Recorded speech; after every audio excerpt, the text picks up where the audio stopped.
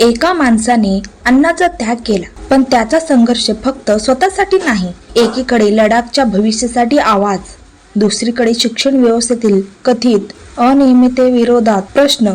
आणि आज हा आवाज जंतर मंतरावरून थेट देशाच्या राजधानीपर्यंत पोहोचला आहे. हे नाव आहे सोनम वांगचुक. सोनम वांगचुक कोण आहेत ते आपण पाहूया.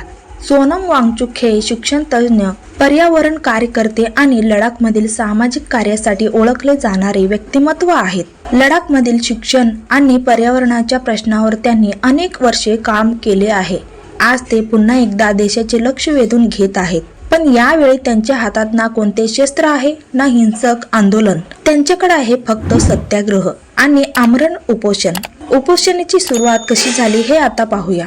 सोनम वांगचुक यांनी 28 जून 2026 रोजी दिल्लीतील जंतर मंतरवर बेमुदत उपोषण सुरू केले. त्यांच्या आंदोलनामध्ये 2 प्रमुख मुद्दे चर्चेत आहेत. पहिला मुद्दा आपण पाहूया. शिक्षण क्षेत्रातील कथित परीक्षेतील अनियमितता आणि जबाबदारी निश्चित करण्याची मागणी. दुसरा मुद्दा लडाखच्या पर्यावरण, संस्कृती आणि स्थानिक लोकांच्या अधिकारांचे संरक्षण. लडाख हा अतिशय संवेदनशील पर्यावरणीय प्रदेश आहे. तेथील जमीन, पाणी, पर्वत आणि नैसर्गिक साधन संपत्तीचे संरक्षण व्हावे. स्थानिक लोकांचा निर्णय प्रक्रियेत अधिक सहभाग असावा, ही मागणीही त्यांच्या आंदोलनाच्या केंद्रस्थानी आहे.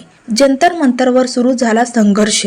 सोनम वांगचुक यांनी सरकारने संवाद साधावा अशी भूमिका घेतली. त्यांचे म्हणणे आहे की लोकशाहीमध्ये जनतेच्या प्रश्नावर संवाद झाला पाहिजे. प्रश्न विचारणाऱ्या नागरिकांना शत्रू मानले जाऊ नये आणि सरकारने जनतेच्या मागण्याकडे दुर्लक्ष न करता त्यावर चर्चा केली पाहिजे. मात्र दिवस गेले, उपोषण सुरूच राहिले आणि त्यांच्या प्रकृतीवर त्याचा परिणाम होऊ लागला. प्रकृती बिघडली पण उपोषण सुरूच. दीर्घकाळ उपोषणामुळे सोनम वांगचुक यांची प्रकृती खालावल्याच्या बातम्या समोर आल्या. त्यांच्या आरोग्याची तपासणी करण्यासाठी न्यायालयानेही निर्देश दिले. अखेर 18 जुलै रोजी त्यांनी जंतर मंतरवर रुग्णालयात हलवण्यात आले. त्यांना रुग्णालयात हलवण्याच्या कारवाईवर त्यांच्या समर्थकांकडून प्रश्न उपस्थित करण्यात आले, तर प्रशासनाच्या बाजूने त्याच्या बिघडलेल्या प्रकृतीमुळे वैद्यकीय उपचार आवश्यक असल्याचे सांगण्यात आले. हा संघर्ष फक्त सोनम वांगचुक यांचा आहे का? हा प्रश्न आपण स्वतःला विचारायला हवा. आज सोनम वांगचुक उपोषण करत आहेत, पण ते ज्या प्रश्नावर आवाज उठवत आहेत ते प्रश्न फक्त एका व्यक्तीचे नाहीत. हे प्रश्न आहेत शिक्षणातील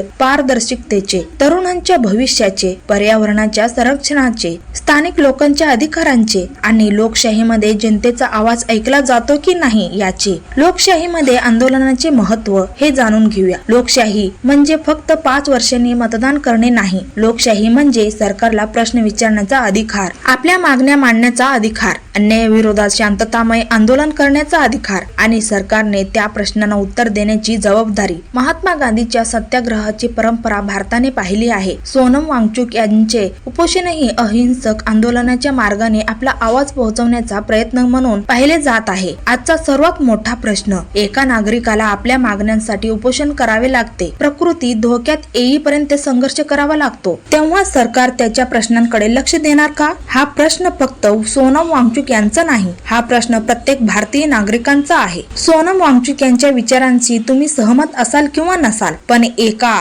लोकशाही देशात शांततामय पद्धतीने प्रश्न विचारण्याचा अधिकार प्रत्येक नागरिकाला असला पाहिजे. मतभेद असू शकतात पण संवाद थांबता कामा नये, कारण लोकशाहीमध्ये सरकार मोठे नसते, लोक मोठे असतात आणि जनतेचा आवाज दाबण्याऐवजी तो ऐकला गेला पाहिजे. तुम्हाला काय वाटतं? सोनम वांगचुक यांच्या मागण्यांवर सरकारने संवाद साधायला हवा का? तुमचे मत कमेंटमध्ये नक्की लिहा. अशाच ऐतिहासिक, सामाजिक आणि देशातील महत्त्वाच्या घडामोडींवर माहितीपूर्ण व्हिडिओ पाहण्यासाठी हिस्टॉरिकल मिरर चॅनेलला सबस्क्राईब करा. व्हिडिओ आवडला असेल तर लाईक करा आणि हा व्हिडिओ जास्तीत जास्त लोकांपर्यंत शेअर करा. जय भीम.